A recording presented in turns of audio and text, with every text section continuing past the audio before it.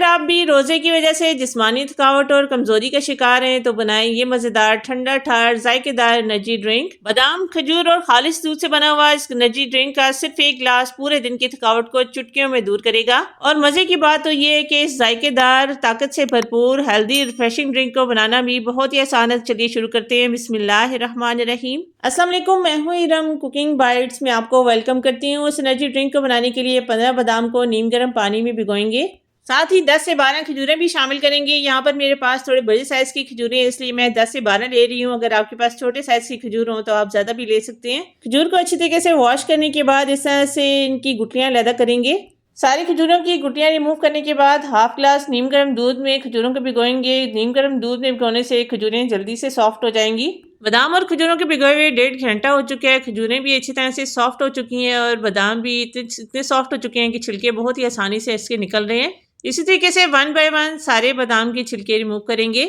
بادام کے چھلکے ریموو کرنے کے بعد اب اس میں کچھ کاجو بھی ایڈ کریں گے۔ کاجو آپشنل ہیں، آپ چاہیں تو صرف بادام سے بھی یہ ڈرنک بنا سکتے ہیں۔ گرائنڈر کے جگ میں کھجوریں شامل کریں گے جو ہم نے بھگو کے رکھی تھی۔ کھجوروں کو اچھی طرح سے سافٹ ہونا چاہیے، سافٹ کھجوریں ہوں گی تو جلدی سے گرائنڈ ہوں گی۔ 10 سے 12 کاجو کے دانے، اس کے علاوہ بادام جو ہم نے چھیل کے رکھے تھے سارے اس میں ایڈ کر کے ان سب کو اچھے سے گرائنڈ کریں گے۔ ان سب چیزوں کا ایک باریک سا پیسٹ بنائیں گے۔ خوب اچھی طرح سے آپ نے ان کو گرائنڈ کرنا ہے۔ اگر گرائنڈ کرتے وقت ضرورت پڑی تو آپ اس میں دودھ اور بھی شامل کر سکتے ہیں۔ نیکسٹ آپ ایک کڑھائی لے کر اس میں 1/3 کپ کے برابر چینی ایڈ کریں گے۔ کھجور بھی میٹھی ہوتی ہے اس لیے چینی آپ نے اس میں تھوڑی ڈالنی ہے۔ چینی ڈال کے اس کو کڑھائی میں پھیلا دیں گے۔ سلو فلیم پر چینی کو کیرملائز کریں گے۔ کچھ ہی دیر پکنے کے بعد چینی اس طرح سے آپس میں جڑنا سٹارٹ ہو جائے گی، اس میں کیرمل بننا شروع ہو جائے گا۔ آپ نے اس طرح سے چمچ چلاتے ہوئے اس کو براؤن کرنا ہے۔ چینی میں آپ نے کچھ بھی شامل نہیں کرنا، پانی یا آئل کچھ بھی نہیں ڈالیں گے، بس مسلسل چمچ چلاتے ہوئے چینی کو براؤن کریں گے۔ جب چینی کا کلر اس طرح سے ڈارک براؤن ہو جائے اس کے اندر شامل کریں گے 1 لیٹر دودھ۔ دودھ ڈبے والا یا کھلا آپ کوئی بھی استعمال کر سکتے ہیں۔ یہاں پر میں 1 لیٹر فل فیٹ گاڑھا دودھ استعمال کر رہی ہوں جس کو میں نے ابھی تک بوائل نہیں کیا۔ کیرمل دودھ میں جلدی سے مکس ہو جائے اس لیے آپ نے اسٹیج پر فلیم کو ہائی رکھنا ہے۔ کچھ ہی دیر میں دودھ میں بھی پہلا بوائل آ چکا ہے اور کیرمل بھی اس میں اچھی طرح سے مکس ہو چکا ہے۔ اب کھجور اور بادام اور کاجو کا جو ہم نے مکسچر بنایا تھا گرائنڈر میں اس میں ایڈ کریں گے۔ کھجور اور بادام کے اس مکسچر کو خوب اچھی طرح سے آپ نے گرائنڈ کرنا ہے۔ کھجور کا جو چھلکا ہوتا ہے دیر سے گرائنڈ ہوتا ہے اس لیے آپ نے خوب اچھی طرح سے اس کو گرائنڈ کر کے اچھی طرح سے باریک سا اس کا فائن سا پیسٹ بنانا ہے۔ یہ پیسٹ ڈالنے کے بعد دودھ میں ہلکی ہلکی سی گٹلیاں بننا شروع ہو جاتی ہیں، لیکن آپ نے پریشان نہیں ہونا۔ جیسے جیسے دودھ گرم ہوگا یہ پیسٹ اس میں اچھی طرح سے مکس ہو جائے گا۔ بادام والا اور کھجور والا مکسر ڈالنے کے بعد دودھ کو تقریباً 5 سے 7 منٹ تک میڈیم فلیم پر پکائیں گے، جس سے یہ اس طرح سے گاڑھا ہونا شروع ہو جائے گا۔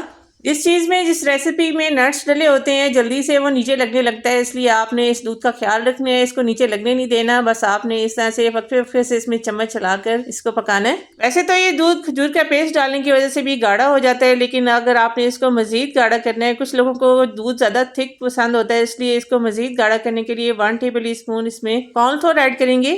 کارن فلور کی جگہ آپ کسٹرڈ پاؤڈر بھی اس میں ڈال سکتے ہیں، لیکن کسٹرڈ پاؤڈر کا اس میں ذائقہ آئے گا، کھجور اور بادام کا ذائقہ اس میں سے ختم ہو جائے گا، اس لیے ذائقے کو برقرار رکھنے کے لیے میں اس میں کارن فلور ایڈ کروں گی۔ کیونکہ کارن فلور کا کوئی ذائقہ نہیں ہوتا ہے اس لیے میں اس میں کارن فلور ڈالوں گی۔ کارن فلور آپ نے جب ڈالنا ہے فلیم کو سلو رکھنا ہے۔ کارن فلور ڈالنے کے بعد 3 سے 4 منٹ تک میڈیم فلیم پر مزید پکائیں گے تاکہ کارن فلور سے دودھ گاڑھا بھی ہو جائے اور کچا پن بھی کارن فلور کا نکل جائے۔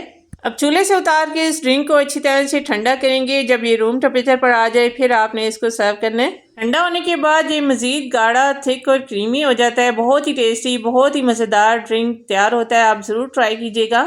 اگر آپ بھی روزے کی وجہ سے جسمانی تھکاوٹ اور کمزوری کا شکار ہیں تو بنائیں یہ مزیدار ٹھنڈا ٹھار ذائقے دار انرجی سے بھرپور ڈرنک۔ اس انرجی ڈرنک کا صرف ایک گلاس پورے دن کی تھکاوٹ کو، کمزوری کو چٹکیوں میں دور کرے گا۔ ویسے تو بچے اس طرح کی ڈرنکس کو زیادہ پسند نہیں کرتے، لیکن میرے بچوں نے تو اس کو بہت ہی زیادہ شوق سے پیا۔ آپ بھی اپنے بچوں کو بنا کر دیجیے گا، اسپیشلی جو بچے روزہ رکھتے ہیں ان کے لیے یہ ڈرنک بہت زیادہ طاقت سے بھرپور ہے۔ نیلے پیلے شربت چھوڑیں، بچوں کے لیے، بڑوں کے لیے، سب کے لیے بہت ہی مزیدار، طاقت سے بھرپور ذائقے دار ڈرنک بنائیں۔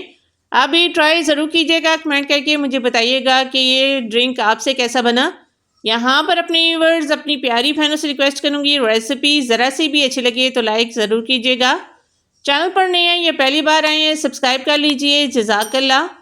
ملتے ہیں اگلی ویڈیو میں ایک اور نئی امیزنگ ریسیپی کے ساتھ، تب تک کے لیے اللہ حافظ۔